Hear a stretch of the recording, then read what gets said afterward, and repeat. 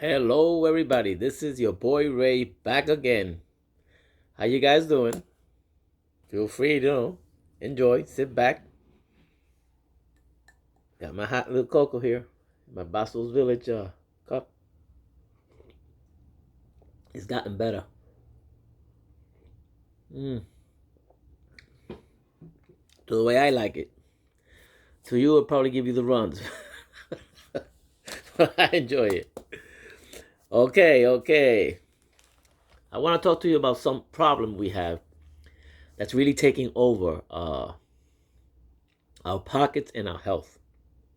This is happening to you. Oh yeah. It's fake food. Fake food. Okay? The food manufacturers are always looking for ways to increase their profits, to sell more, to get more out of it. And they've been using shrinkage, where they shrink the product by sizes, make it look bigger but really smaller, and the price is the same. They make some more profit. There's another one that they've been using this for many years, for thousands of years, that to be exact, to increase their profit margins. They process a lower quality product, and then they upgrade it. They upgrade the labels. They upgrade the jar. They make everything look expensive, and then they sell it to you as if it was a better quality product, but yet it's a lower quality product. Let me explain a little further. Hold on. That way they can increase the price tag. You pay more for it that way. For example, let's say this is an example, a small example. If this hot chocolate was coffee, it was let me tell you a better example. Here we go. Now that I'm talking about the coffee, this was a test that was done. This lady, she did a test. She was testing how people know about products. I think they call it cheap economy, or she wrote a book about it. Cheap economy or something like that. It was a real study. And she went undercover to experiment. In this expensive restaurant, they were charging people for a cup of coffee like 20 over 20 years ago, around $8 or $9 a small cup of coffee in an expensive restaurant. No, it was 8 or 9. It was very expensive. It was high quality coffee, and they would charge ridiculous prices on a test. And then afterward, the people would drink the coffee. She will interview them. Oh, how did you find the coffee? They will say that was the most delicious coffee they ever had. It was so great. They loved it. Of course, it wasn't that good. Let me tell you why. Why? What about this coffee now? It was a test. It was Sanka. It was decaf, not decaf, instant coffee in a cup with water. Of course, it had a fancy cup, and it was a fancy restaurant. So people paid big money for it, and they said it was the best because they were in a place where you expect the best.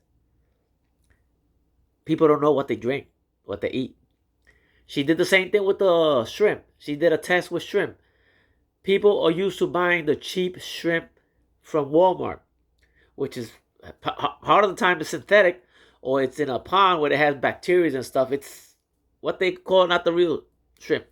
She will have a dinner party and bring the real shrimp, and her clients her people, the guests did not like it because they didn't know, they didn't feel it was real because they're used to the cheap one.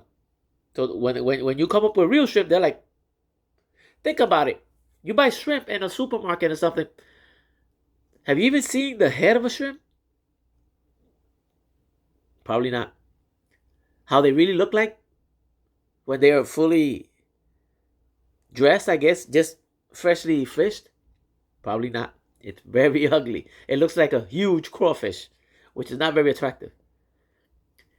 These Asian markets, and you see in Asia, you're getting quality fish and seafood the majority of the time because it's still alive when you buy it. You see it swimming around when you buy it, so you see the whole thing and you buy it. But in America, it's a totally different ballgame. We eat more chemicals than we eat real food. And then we complain, why in America everybody's so fat? So many allergies, food poisoning. Let me continue with this. Sorry. Basically, they're lying to you. Because they're selling you a product of lower quality at a higher price tag. This is being done with more products than you can imagine. It's like 85% of the products in the market are cheated. Correction. They made a study that says 10% of the products in the supermarket are fake food this way. I'm going to tell you how really fake it gets. We're not there yet. But, so that means when you buy 10 groceries, out of those 10 products, one of them is fake. And that's what you bring it home to your family. Take example for the extra virgin olive oil. The extra virgin olive oil is expensive.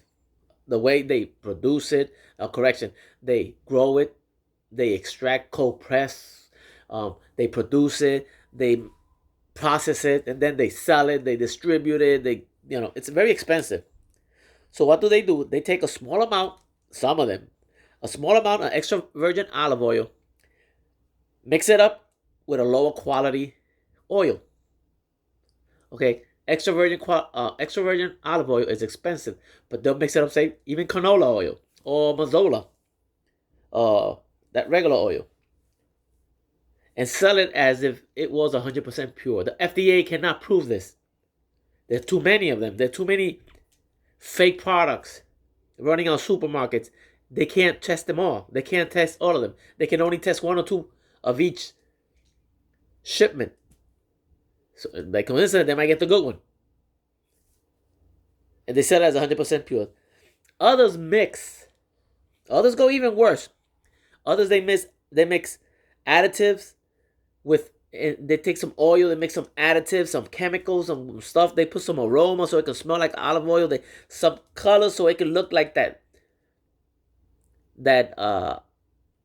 color. It smells like almond, something like that, but it also has that greenish, yellowish, mix between yellow and green color. And it makes it look better. And then they sell it for a higher profit. Not only does this steal your hard-earned money, this is killing you. Because those chemicals that are putting in it, they're not exactly the food ones. They're not exactly the fruit. I don't know if you heard, they put on honey to increase the value. They put some liquid in it, and then they add up sugar in it, lots of sugar in it to give it that sweetness and that thickness. So you think you're having some healthy, pure honey, and you're having sugar. Sugar's going to kill you. That's why we have so many problems with allergies, asthma, all kinds of stomach, heart conditions, diabetes, etc. Now more than ever. Even when you're eating healthy, it's not really healthy. They sell it to you like it's gluten-free. It's a non-GMO. How do you call that? Organic. They can't prove it's organic. If the FDA can't prove it, how could you? The chickens are free range.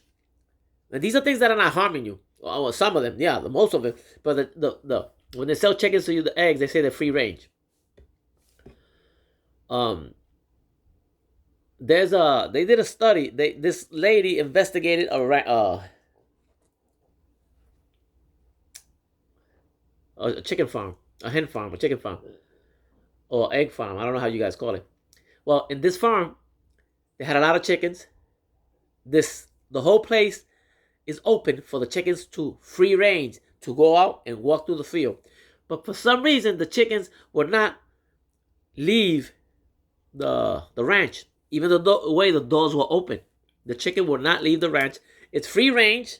It's free range because she can leave, but she didn't want to leave. Why didn't she want to leave? the exit of the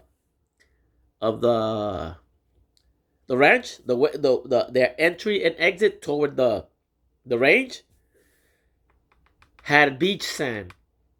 If you know anything about chickens, they do not walk on the sand, on the beach sand. Us that live in the islands, we understand that chickens do not walk on the sand, the beach sand. So they had beach sand. They're free range, but they didn't want to leave because they don't want to. Right, because they put beach sand in it. They don't want to walk through that, so they stay inside. Free range, my ass. Saffron is one of the most expensive spices there is.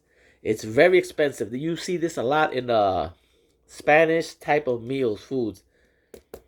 It gives a nice, beautiful color, and it's all. It's like a tiny orchid. It's a little flower, a little tiny orchid. That's what saffron is, and it gives a nice little color and aroma, and it's beautiful. It's very expensive. They cut little branches from little twigs from other type of trees and process it up, and they sell it as saffron. Azafran. I call it azafran, saffron. And they sell it for a lot more. As an example, the majority of the Parmesan cheeses that come in a jar, Parmesan products, do not have Parmesan. You know that? They don't.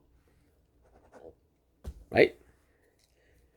Many high quality fishes that are sold very expensive, but the majority is just sold very expensive. Red snapper, mahi mahi, cod, and yet what they're selling to you when it's the fillet, white fish. The majority of the people don't know the difference. They don't. If you work with these fishes all the time, you know the difference. But if you don't, a study says that 90% of people don't know. When I buy fish in a restaurant on the island, I buy red snapper in Puerto Rico. We love it. But I purchase the whole fish. And I get the whole fish. They'll show it to you fresh. I have it deep fried with lots of onion on it and a little tostone on the side, and a nice coat of onion. Yeah, let's not get carried away now. But that's how I purchase it. It comes to the table completely. I know I'm eating red snapper because it's right there. But if I order the fillet, it might not be red snapper. It might be some white fish, and I'm gonna pay red snapper prices. There's a lot of tricky ways. 90% of the people don't know the difference.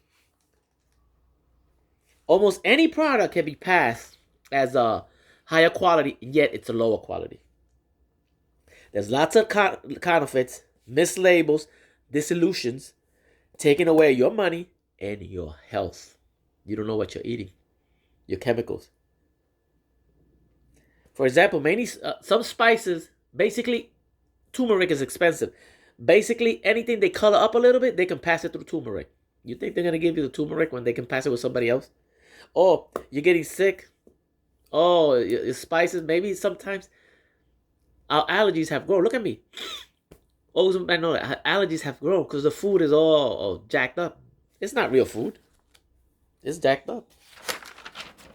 I had a story for you. For example,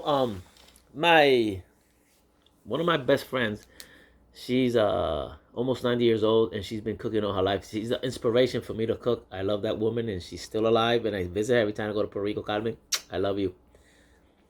She knows a lot about fish because she had a restaurant. She did a lot with this. She will buy fish from the fisherman, and the fisherman will come with the fish, a whole fish, and she will look at it. And he said, "I bought you some fresh fish. This is the price, which is high because it's fresh fish." She says, "That's not fresh fish." He says it's fresh fish, and she says, "Yeah, no, that's not fresh fish. That's frozen fish that you thawed out.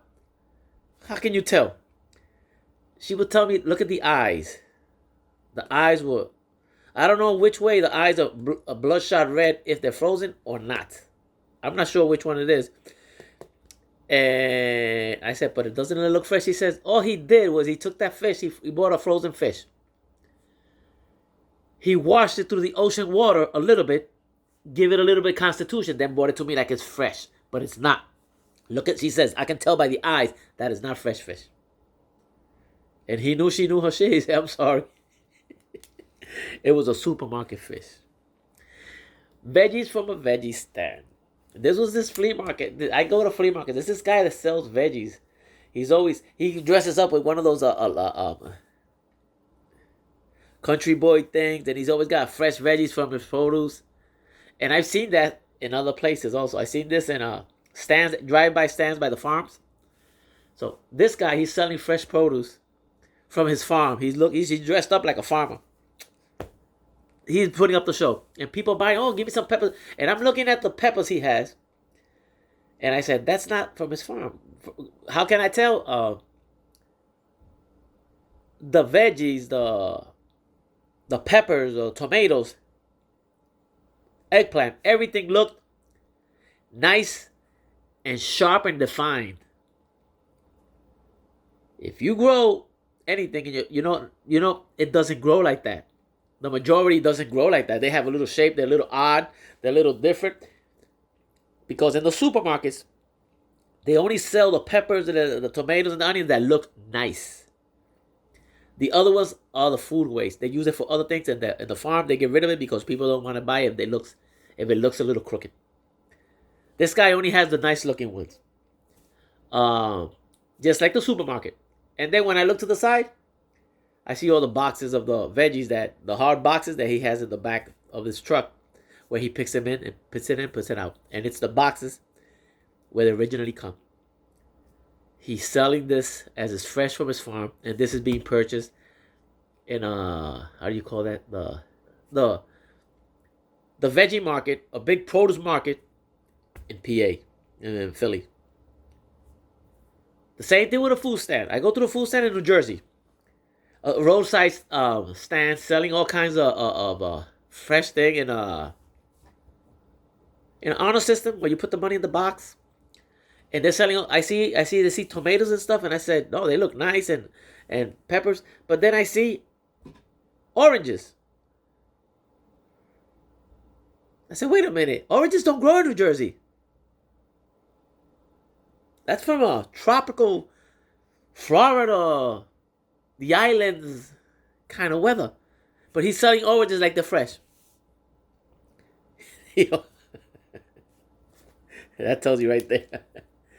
There's Puerto Rico, I saw this fish they call it chapin. I don't know how the translation. It's a fish, very nice, very delicate, and very hard to fish.